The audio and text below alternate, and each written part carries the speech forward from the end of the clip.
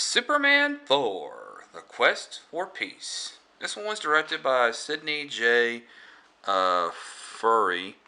Um, the story was by Christopher Reeve and Lawrence Connor and Mark Rosenthal. Of course, stars Christopher Reeve in his last appearance as Superman, thankfully. Gene Hackman returns for his last appearance. Jackie Cooper, John Cryer, surprise appearance as Lex Luthor's nephew, Lenny Luthor. Uh, Mark Pello is Nuclear Man. Mario Hemingway, and of course Margaret Kidder in a very small role. This one came out on July 24th, 1987. Official budget was $17 million, and you can tell the official box office was a mere 36.7. The Rotten Tomatoes gave this movie a 12% rating, so that gives you a indication of what my rating is going to be. So let's go ahead and delve into the plot that is the spectacular failure that is Superman 4. Superman saves a spacecraft of cosmonauts whose ship was thrown off course by debris, Russian cosmonauts, then visits the hometown of Smallville as Clark. Now that the adopted parents have died, Clark has inherited their now unattended farm. In an empty barn, he recovers the capsule that brought him to Earth and recovers a luminescent green Kryptonian energy module, Ex Machina. A recording left by his mother, Laura, states that its power can be used but once. Use it wisely. Unwilling to sell the farm to a mall developer, Superman returns to Metropolis, where he stops a runaway subway train after the conductor collapses at the controls. Which incidentally, he talks to the crowd and he says to them, statistically speaking, it is still the safest way to travel. Yeah, sure. So, after returning to the Daily Planet, Clark learns the newspaper went bankrupt and has been taken over by David Warfield, a tabloid tycoon who fires Perry White and hires his own daughter Lacey as the new editor. Lacey takes a liking to Clark and tries to seduce him. Clark agrees to go on a date with her.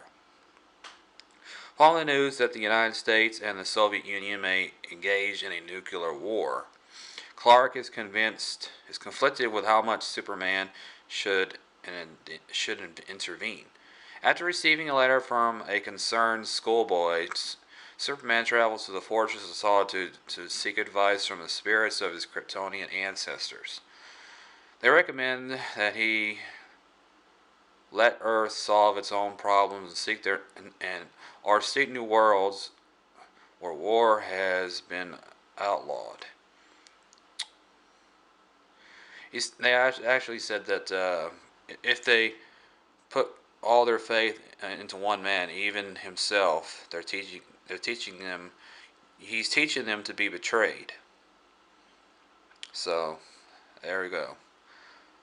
So after seeking the advice from Lois Lane, Superman attends a meeting of the United Nations announcing to the Assembly that he will rid the planet of nuclear weapons. Which the crowd erupts into a cheering and clapping. Various nations fire their nuclear warheads into space, which was collected by Superman into a giant net and thrown into the sun. I'm going to go ahead and mention during that scene before, that scene where he was flying with Lois is actually a straight up rehash from the first movie. I mean, shot by shot by shot. Dumb decision, by the way. And then afterwards, she says that she remembers everything, and then he decides to go ahead and use the memory erase trick from the end of Superman 2. So, there we go. Meanwhile, young Lenny Luthor breaks his uncle Lex Luthor out of prison Returning to Metropolis, Lex and Lenny steal a strand of Superman's hair from a museum and create a genetic matrix which Lex attaches to a United States nuclear missile. After the missile is test launched, Superman intercepts it and throws it into the sun. Excuse me. Glowing ball of energy is discharged, which develops into a superhuman. This nuclear man makes his way back to Earth to find his father, Lex, who establishes that his creation is powerful. He will deactivate without solar light. Which I'm going to go ahead and mention that the sun just go ahead and, literally gave birth to Nuclear Man, which makes absolutely no sense. And the material that was put inside of the pod to make into enough material to cover Nuclear Man was like that of like 4-inch squares, was that makes absolutely no sense whatsoever. A vicious battle ensues between Lex's creation, Nuclear Man, and Superman. While saving the Statue of Liberty from falling onto New York, Superman is indeed infected with a radiation sickness by a scratch from Nuclear Man's radioactive claws. Nuclear Man kicks Superman into the distance with his strength that his cape is torn away. To Lois's disgust, the Daily Planet, which has been reformatted as a tabloid newspaper, publishes the headline, Superman Dead with a question mark. Lois indicates a desire to quit and seizes Superman's recovered cape for herself. Lacey is also upset and reveals to Lois that she cares for Clark. Lois ventures to Clark's apartment where she proclaims her love for Superman. Felled by radiation sickness, Clark staggers to his Terrence where he retrieves the Kryptonian energy module Ex Machina and attempts to heal himself. Having developed a crush on Lacey, Nuclear Man threatens mayhem if she is not brought to him.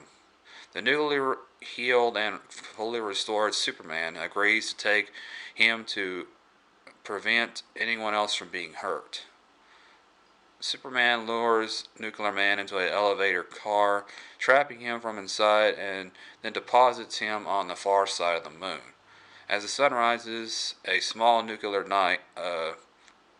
slither of light goes into a crack of the elevator doors, and Superman is again forced to defend himself. At the end of the battle, it appears as though Superman has been defeated. He is driven into the moon's surface by his opponent. 4 quick punches, and he covers the dirt on top of Superman, and he yells out in victory, and he flies off it. Nuclear Man forces his way into the Daily Planet and abducts Lacey, carrying her into outer space, which makes absolutely no sense because you can't breathe in space. But then, physics, what's that? Evidently, this movie knows nothing about it. Superman frees himself from the moon's surface and pushes it out of an orbit, casting Earth into an eclipse, nullifying Nuclear Man's powers and leaving Lacey helpless in space.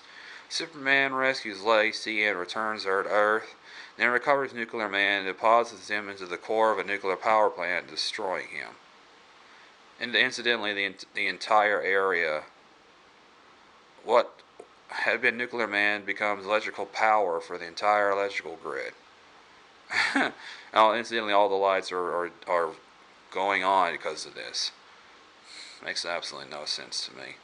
If anything, that would have given Nuclear Man more power. It doesn't make any sense at all to me. Anyway, Perry White secures a loan to buy a controlling interest in the newspaper, making David Warfield a minority shareholder. Protect the newspaper from any further takeovers, which he convinces the bank to help him out with. In a press conference, Superman declares only partial victory in his campaign, saying there will be peace when the people of the world want it so badly that their governments will have no choice but to give it to them. Which incidentally, I want to go ahead and mention that uh, the little boy that asked for Superman. Uh, Incidentally, he has like basically 2 or 3 minutes on the entire movie, uh, and he basically does not he basically does not show up again in any other movie, and I just want to go ahead and mention that he should go ahead and enjoy his mental scars. uh, so and then it basically ends with Superman, like usual, smiling at the camera and falling off into space, and that's how it ends. Uh, this is before this actually. This is after this actually. Superman also recaptures the fleeing Luthors, who are trying to drive away.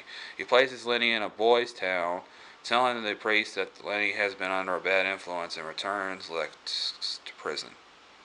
So that's the end of Superman 4. One of the worst Superman movies ever. So, what can I tell you about Superman 4? Superman 4, The Quest for Peace, is a failed attempt at a movie, and it is dog crap.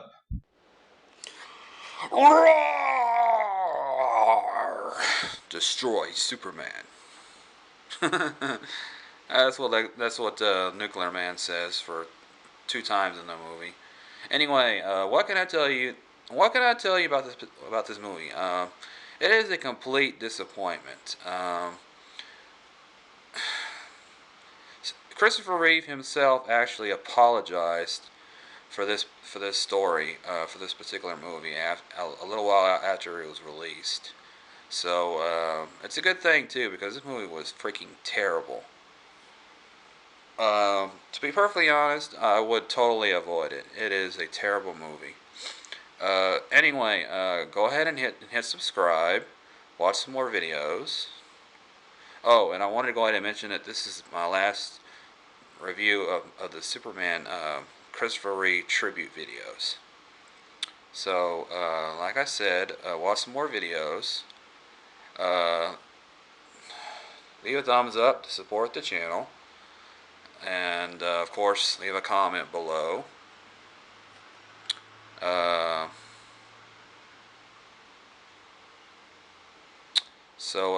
Thank you for watching, and have a nice day.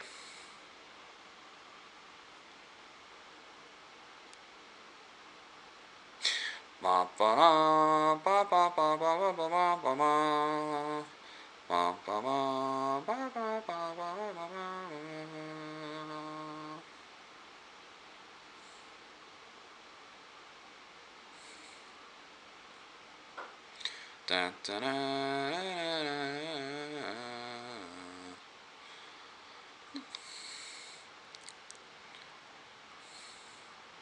That's the end.